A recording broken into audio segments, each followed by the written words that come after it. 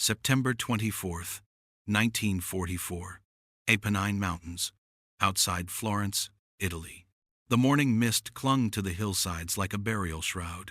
Private First Class Vito Trause crouched low behind a stone wall, his M1 Garand pressed tight against his chest. The 19-year-old scout from the 168th Regiment, 34th Infantry Division, had been separated from his unit during a reconnaissance mission along the Gothic line. Somewhere in the fog, his brothers in arms were moving north, but Trause was alone. He'd seen the farmhouse an hour earlier, a weathered structure of stone and timber, its red tiles darkened by decades of rain. It wasn't much, but it offered concealment. The young soldier from Carlstadt, New Jersey, made his decision quickly. Survival meant staying hidden. Survival meant waiting for nightfall. Inside the farmhouse, dust particles danced in the thin shafts of light that pierced through cracks in the shutters. Trause positioned himself near a window, watching the tree line. Every sound made his heart hammer. The creak of old wood, the rustle of wind through dying leaves. He'd been in Italy long enough to know that danger wore many faces. Sometimes it came with artillery fire and machine guns. Sometimes it arrived in silence.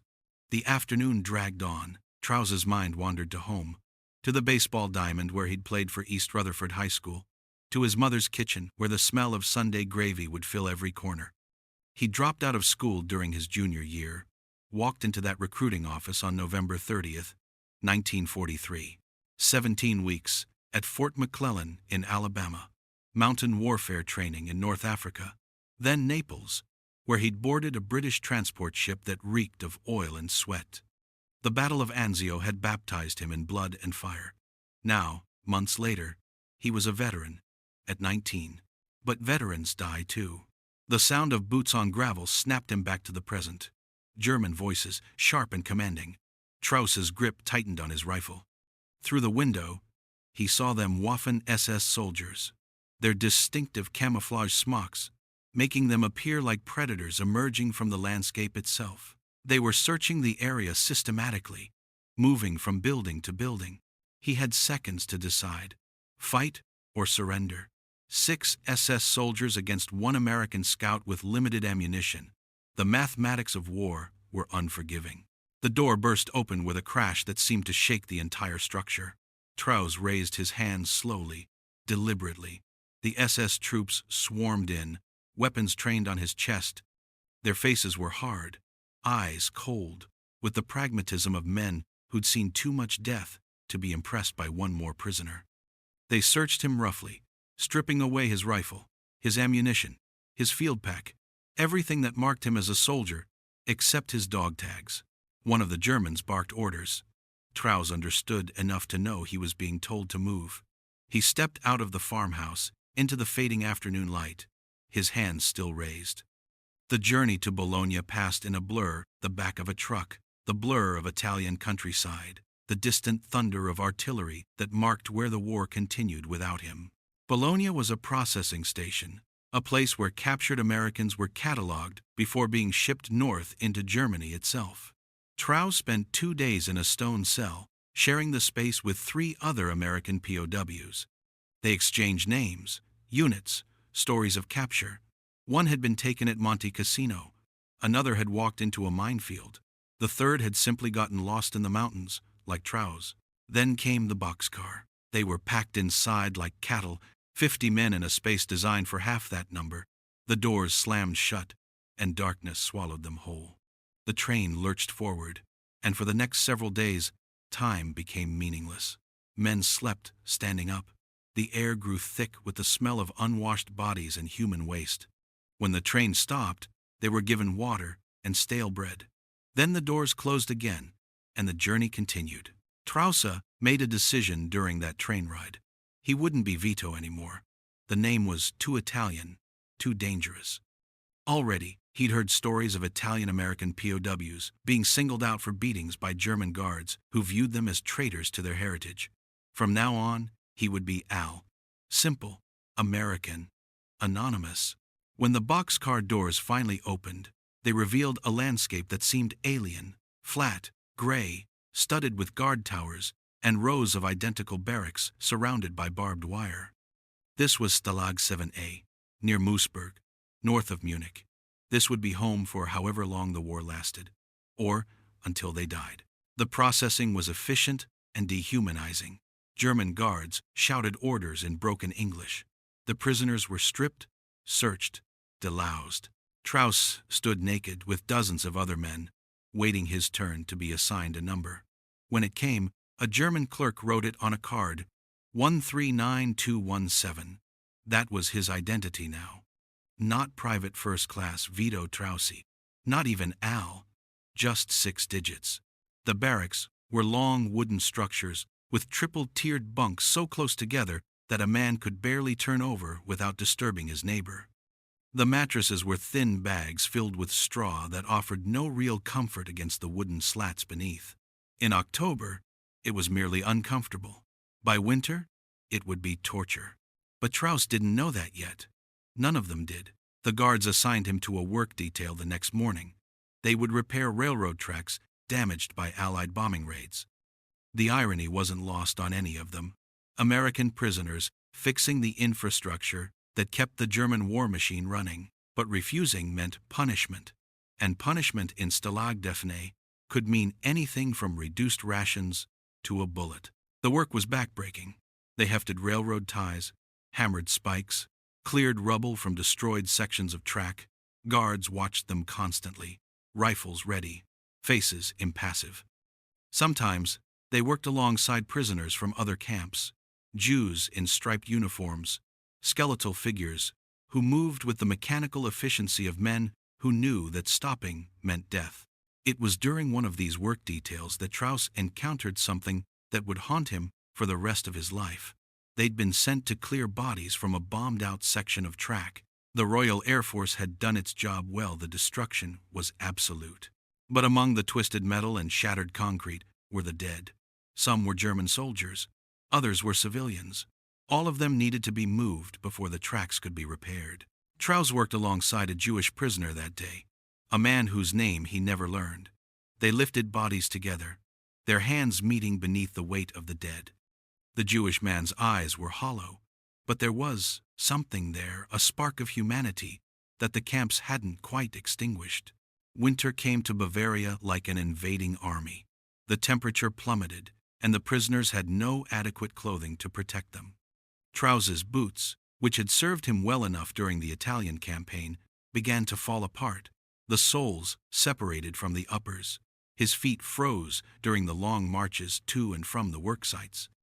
By December, one of his feet had swollen to twice its normal size, the flesh red and angry with frostbite.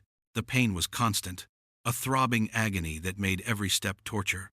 Trause knew he was in trouble. Frostbite could lead to gangrene. Gangrene could lead to amputation or death. He'd seen men lose limbs to infection in the field. He had no intention of becoming one of them. But what could he do? The German guards weren't going to issue him new boots. Medical care for POWs was minimal at best. He was on his own. Then something extraordinary happened. The Jewish prisoner he'd worked beside, the man whose name he still didn't know, approached him one evening in the barracks. The man looked around carefully, making sure no guards were watching. Then he opened his coat. Hidden inside was a pair of boots. Not German boots, not military boots, just ordinary civilian shoes, worn but serviceable, taken from one of the bodies they'd been clearing from the bombing sites. The Jewish prisoner pressed them into Trause's hands and walked away without a word. Trause stared at the boots, understanding the magnitude of what had just happened. This man, who had every reason to hate the world, who suffered deprivations that made Trause's situation look comfortable by comparison, had risked severe punishment to save the foot and possibly the life of an American stranger. The boots fit. The swelling in Trause's foot gradually subsided.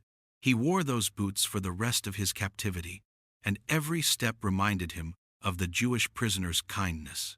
But the boots weren't the only thing that kept Trause alive that winter.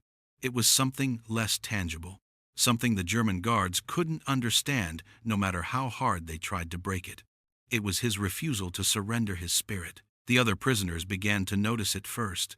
While men around him sank into despair, their eyes growing dull with hopelessness, Trause maintained something the others had lost. He smiled.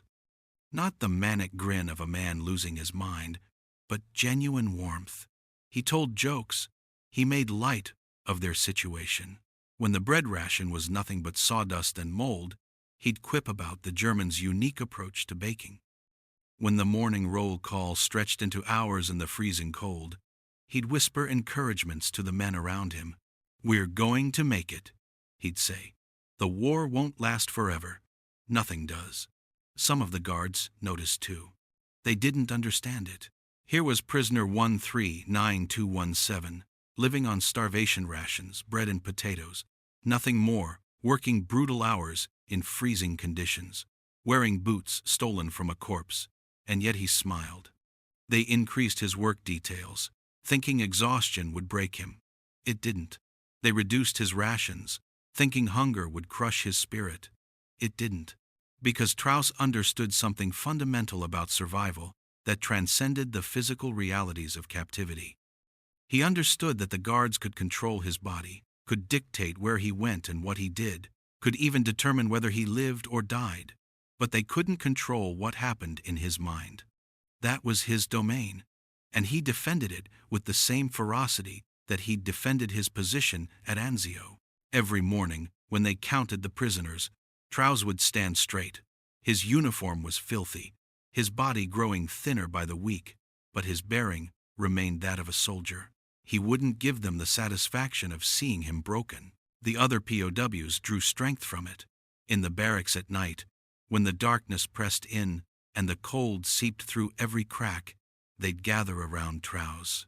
He'd tell stories about home, about playing football at East Rutherford High School, about the time he'd hit a home run in the bottom of the ninth to win a game, about his mother's cooking.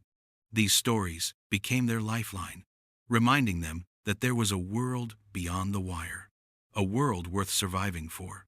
One prisoner, a corporal from Wisconsin, once asked him how he did it, how he maintained his optimism in the face of everything. Trouse's answer was simple. "They can take everything else, but they can't take who I am, not unless I let them." It was this philosophy that sustained him through the darkest months. By early 1945, the prisoners could tell the war was turning. The bombing raids became more frequent. The guards grew more nervous. Rumors spread through the camp like wildfire. The Russians were advancing from the east, the Americans from the west. Germany was being crushed between two massive armies, and everyone knew what that meant. Liberation was coming. The only question was whether they'd survive long enough to see it. The answer came on May 2nd, 1945. Trause was on a work detail when they heard the distinctive rumble of American tanks. The sound grew louder, closer. The German guards looked at each other, their faces reflecting the same realization. It was over. Some of the guards fled, others stayed, raising their hands in surrender as American troops rolled through the camp gates. Trause and the other prisoners stood there, unable to quite believe what they were seeing. The vehicles were American. The uniforms were American. The flag was American. They were free. When Trause stepped onto the scale for the first time as a free man, it read 131 pounds. He'd lost 35 pounds during his captivity, his body consumed by starvation and hard labor. But he'd gained something too, a profound understanding of resilience, of the power of the human spirit to endure. 6 days later, on May 8, 1945, Vito Trause and several other former POWs rode Harley-Davidson motorcycles with sidecars into Paris. The war in Europe was over. Nazi Germany had surrendered. The city was celebrating, and Trause no longer prisoner 139217, but Private First Class Vito Trause once again was part of that celebration. He would eventually return home to Carlstadt, New Jersey. He would play semi-professional baseball and football. He would marry, have children, become a beloved community figure. He would live to be 94 years old, receiving his high school diploma at age 92 and having a street named in his honor. But he would never forget Stalag Stefan, never forget the Jewish prisoner who saved his life with a pair of stolen boots. Never forget the lesson he learned in that German prison camp, that the measure of a man isn't found in the absence of hardship, but in how he faces it. The guards at Stalag Devaney never did understand why prisoner 139217 kept smiling. Perhaps it was better that they didn't, because that smile wasn't for them. It was defiance. It was hope. It was proof that no matter how dark the night, the human spirit could find light. And that was something no guard, no barbed wire, no prison camp could ever extinguish.